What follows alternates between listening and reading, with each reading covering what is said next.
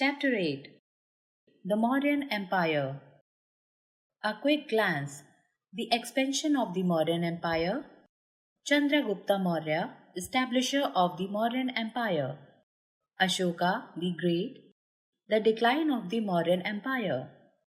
The period from 321 BCE to 185 BCE is marked as the glorious phase in the Indian history. It was so due to the emergence of the Mauryan Empire in India. The Mauryan Empire originated from the Magadha Empire in the Indo-Gangetic plains of modern-day Bihar, the eastern Uttar Pradesh and Bengal. Patliputra, Patna, was established as the capital city of Mauryan Empire. Sources of Mauryan history.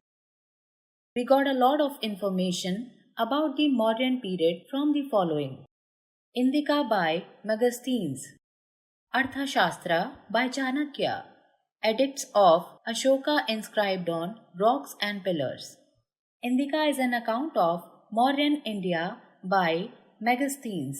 The original book was lost, but its fragments have survived in later Greek and Latin works. Megasthenes was a Greek ambassador who lived in the court of Chandragupta Maurya from 302 BCE to 298 BCE. The scholars attach great importance to the writings of Megasthenes.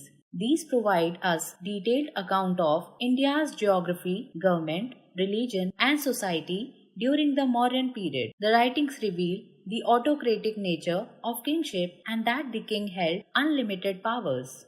Arthashastra reveals the political thoughts of Chanakya. We get to know about the diplomacy and military tactics from this book in detail. It also throws light on the taxation, irrigation, agriculture, coinage and trade practices of the Mauryan rule. The ideas expressed in Arthashastra are practical and explain various types of foreign policies such as preparing for wars, neutrality, peace, etc. The rock pillar edict of Ashoka the Great are other valuable sources of Mauryan history. Coins of that period also provide us with information about the Mauryan rulers. Snippet. The rock pillar edicts in Brahmi script were deciphered by the British archaeologist and historian James Prinsip. Chandragupta Maurya, 321 BCE to 297 BCE.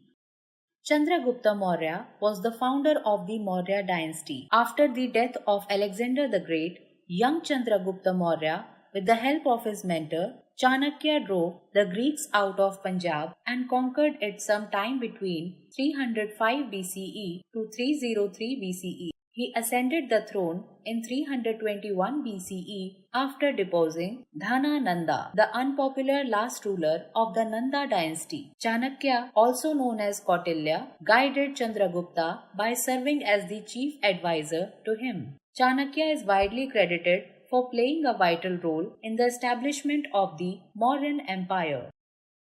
Chanakya, a great guru. Chanakya was the guru and chief advisor of Chandragupta Maurya. They shared a relationship based on trust. Chanakya met Chandragupta by chance, but he was shrewd enough to identify the great military and executive abilities in him. Chanakya was an expert in the field of politics and economics. He helped Chandragupta to utilize his executive skills to the maximum and enabled the Mauryan Empire to reach its height. Mudra Rakshasa is a play that narrates the reason behind the pact between Chanakya and Chandragupta. Sakatala, a royal minister, introduced Chanakya to the Nanda king, Dhanananda, but Chanakya was insulted at the court. In the verge of anger, he united his Sikha lock of hair and swore that he would not tie it back till he had destroyed the Nanda kingdom. While in Magadha, Chanakya was impressed by a young boy, Chandragupta. He then trained him to overthrow the Nanda dynasty. Conquest of Chandragupta Maurya. After the death of Alexander the Great, one of his generals, Seleucus I Nicator, was controlling his territory that stretched from Asia Minor to Indus. but he was defeated by Chandragupta Maurya, who freed the northwestern part of India from the Greek control. A treaty was signed between Niketer and Chandragupta Maurya, who got the western territories of the southern Afghanistan and parts of Persia from the former.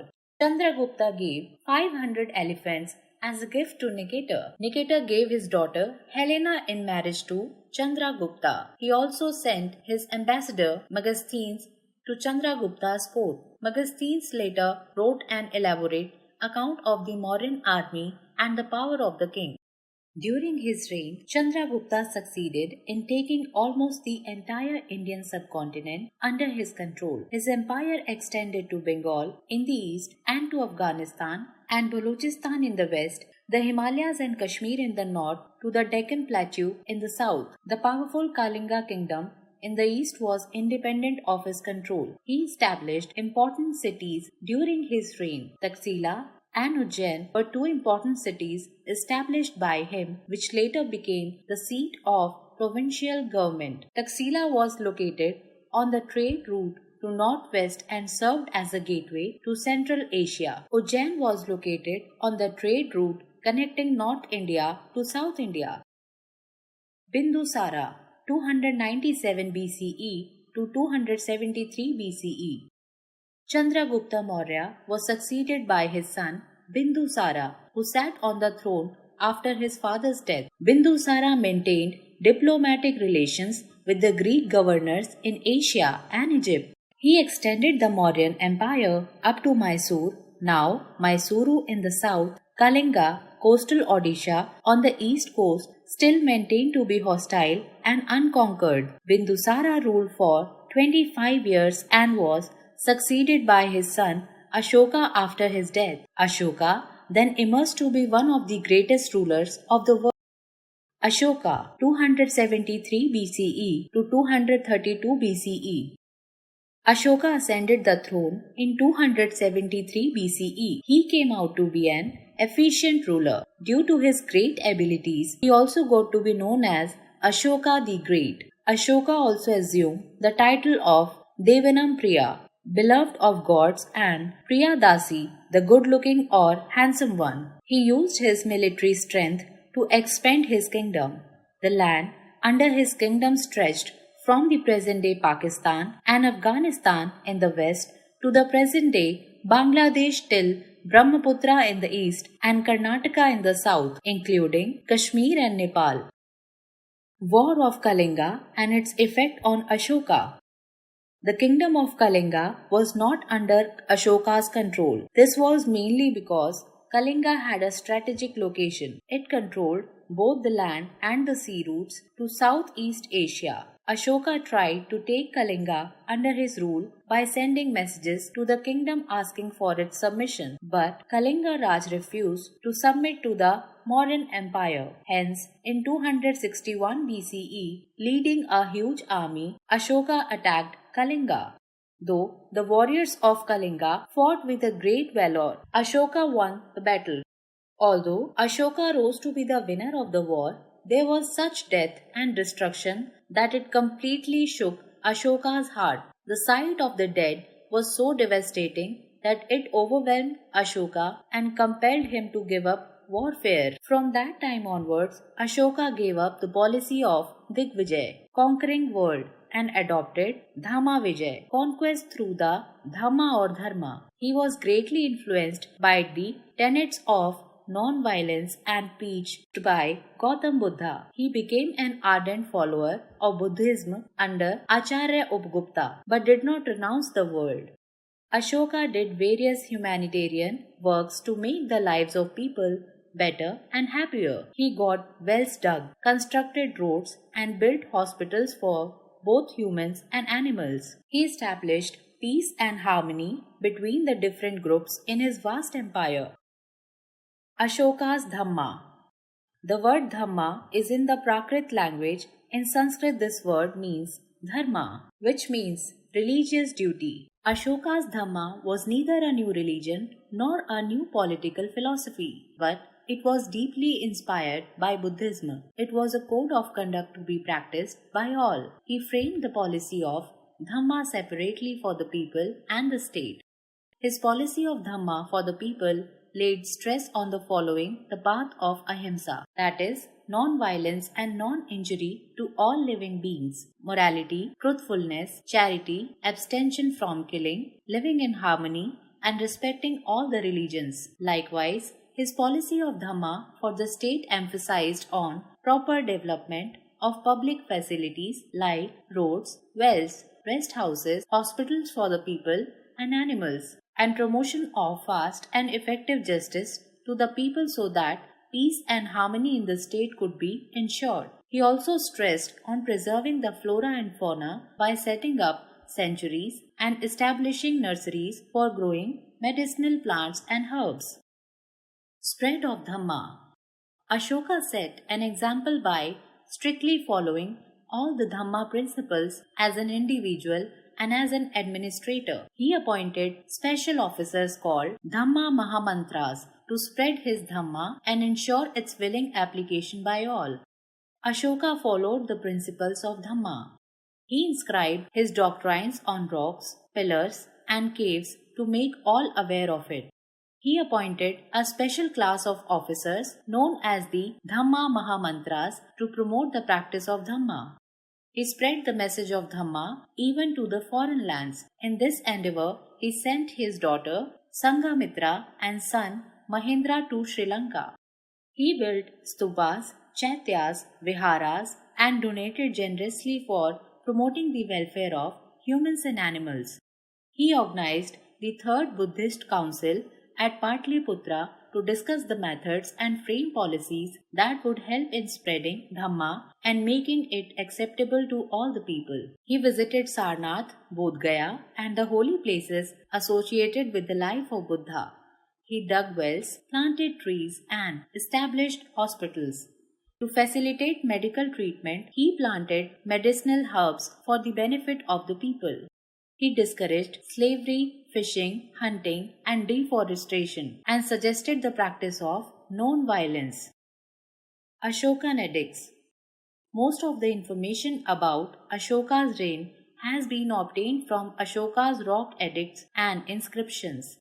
Edicts are royal proclamation or commands which were written in Prakrit language. These edicts mention that Buddhism reached as far as the Mediterranean at that time. These focus on social and moral precepts. The edicts found in the eastern part of India were written in Magadhi language using the Brahmi script. In the western part of India, these were composed using Kharosthi script. Edict 13 was written in Greek language, whereas a bilingual edict has also been found written in Greek and Aramaic. Mauryan administration.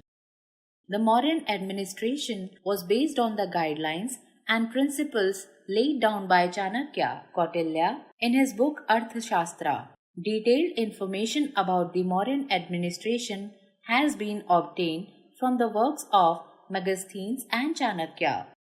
The king was the supreme authority who was assisted by a council of ministers called Mantri Parishad. The ministers were called Mantris. The government was divided into several departments like treasury, industry, revenue, security, etc., each under a minister. The council of ministers was led by an Adhyaksha who was similar to today's prime minister. Some high-ranking officers in the administration were Tirthas, Mahamatyas, Amatyas. The head of the revenue department was called Samharta and the treasurer was called Sannidhata. The army was under the command of Senapati, who was appointed by the king. A huge army was maintained by the Mauryan rulers. It was divided into different sections like infantry, cavalry, chariots, elephant force, navy, and transport and supply. They were paid in cash. The king also maintained an elaborate network of spies to keep him informed about the affairs of the kingdom. Provincial administration. The kingdom was divided into 4 provinces. Village was the smallest administrative entity. The village was headed by a Gramika who was assisted by Grama Bhojakas Ayuktas. Mauryan economy and trade. In the Mauryan period, agriculture was the backbone of the economy and a major source of revenue. Farmers had to pay agricultural tax depending upon the yield and fertility of the land. The Mauryan government provided irrigation facilities to the farmers by constructing dams. Those farmers who used irrigation facilities had to pay water tax also. The agricultural tax varied from 1/4 to 1/6 of the total produce. Other sources of revenue were fees paid by the artisans, craftsmen, professionals, and traders, fines levied in the courts, tax on import and export, exploitation of mineral resources, utilization of forest wealth, manufacture of arms, ships, tools, and implements, etc. The revenue collected was used to pay the salary of the government officials, maintain the army, and undertake public welfare works. Both inland and foreign trade were carried out by the Mauryans. Traded items included indigo, medicinal goods, cotton, and also silk. The Mauryans had developed extensive trade relations with many foreign lands such as Greece, Egypt, and Sri Lanka. Currency. During the Mauryan Empire, punch-marked coins were the first coins to be used in the country. They introduced currency to promote trade and commerce. Art and architecture. The mighty rulers of the Mauryan Empire played an important role in the development of art and architecture in their kingdom. They contributed in enriching the culture of that period. Art was developed in the form of stupas, monolithic pillars, cave architecture, and sculptures. These were greatly influenced by Buddhism. Many chaityas and viharas were also built by the Mauryan rulers. The lion capital at Sarnath, Uttar Pradesh, and Sanchi Stupa in Madhya Pradesh and Barabar caves in Bihar are a few remarkable architectural specimens of that period. The lion capital at Sarnath, Varanasi, is one of the most famous monolithic pillars of the Mauryan period. It has been adopted as the national emblem of our country, and the Ashok Chakra at its base has been placed in the center of our national flag. The Sanchi Stupa in Madhya Pradesh is the most famous stupa among the many stupas built during the Mauryan period. The large dome-shaped structures were used as Buddhist shrines. The viharas were residential buildings for the Buddhist monks. The caves were used by the Buddhist monks for meditation and worship. They had fine carvings and sculptures on their walls. The palaces of the Mauryan rulers were grand structures. They were predominantly constructed with wood, although some Mauryan palaces have been lost. Some notable palaces remaining today can be found at Kumrahar, located in modern Patna.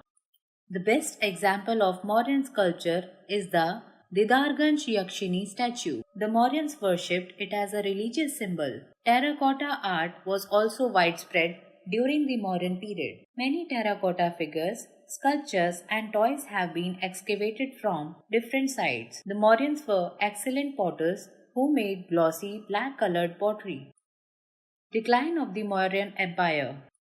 The Mauryan Empire continued to prosper for about 50 years even after Ashoka's death in 232 BCE. The reason for the decline of the Mauryan Empire were as follows. Ashoka's empire was very vast. Due to problems in communication with all the regions of the empire, controlling such a large empire became difficult. Ashoka's successors were weak and inefficient rulers. Economic crisis and devaluation of coins. Declining central administration led to disintegration. Provincial viceroys declared themselves independent. Brihadratha, the last ruler of Maurya dynasty, was killed by Pushyamitra Sangha, the Brahmin chief of the army who founded the Sangha dynasty. In this way, the Mauryan dynasty was ended in 185 BCE. Somewhere else in the world, Antigonus II Gonatas, king of Macedonia, from 276 BCE, rebuilt his kingdom's power and established its dominance over Greece. Ashoka the Great referred about him in one of his edicts. After a life of endless warfare, he died in 239 BCE at the age of 80 years. Personally, Antigonus was very humble and modest as compared to the rulers of other Hellenistic states of that time. He chose his friends for their personal abilities and not because of their noble ancestry. He believed in proper deliverance of his duties as a ruler. Once, when his son treated some subjects arbitrarily, he reprimanded him, saying, "Don't you understand that our kingship is a noble way of serving our people?" Among the learned men in his court were the historian Hieronymus of Cardia, who wrote about the war of Pyrrhus, and the poet Aratus, whose educative poem on astronomy phenomena is a widely read. Glossary: Kalinga, located on the coast of the present-day Odisha and the northern parts of Andhra Pradesh. Dhamma, derived from Sanskrit word dharma, meaning religious duty. Dhamma Mahamantras, special officers for propagating Dhamma. Viharas, the Buddhist monasteries. Recap: The Mauryan Empire was very vast, but Kalinga was not the part of the Mauryan Empire initially. The main source of information of the Mauryan period were Indika by Magastines, Arthashastra by Chanakya, and edicts of Ashoka inscribed on rocks and pillars. Chandragupta Maurya ascended the throne after deposing the last Nanda ruler in 321 BCE. Bindusara, son of Chandragupta, ascended the throne and extended the empire up to Mysore, now Mysuru. Ashoka was the next ruler who ascended the throne in 273 BCE and he conquered Kalinga. He assumed the title of Devanam Priya, beloved of gods, and Priyadasi, the good-looking or handsome one. The Kalinga War led to untold sufferings in which thousands of people died. Seeing a human sufferings, Ashoka gave up the policy of Digvijaya and took Dhamma Vijaya. He became a follower of Buddhism and spread it across the empire. The policy of Dhamma emphasized on the principles of peace, tolerance, non-violence, coexistence, truth, charity, and respect for others. He appointed Dhamma Mahamantras to spread the Dhamma. He himself lived according to the principles of Dhamma. The Mauryan administration was based on the guidelines and principles laid down by Chanakya Kautilya. The kingdom was divided into 4 provinces. Agriculture was the backbone of the Mauryan economy. Taxes were the main source of revenue. Stupas, monolithic pillars, cave architecture, and sculptures are the important examples of Mauryan art and architecture. The empire declined after the death of Ashoka because of his weak successor, vast areas, and change in policies. The Maurya dynasty finally ended in 185 BC.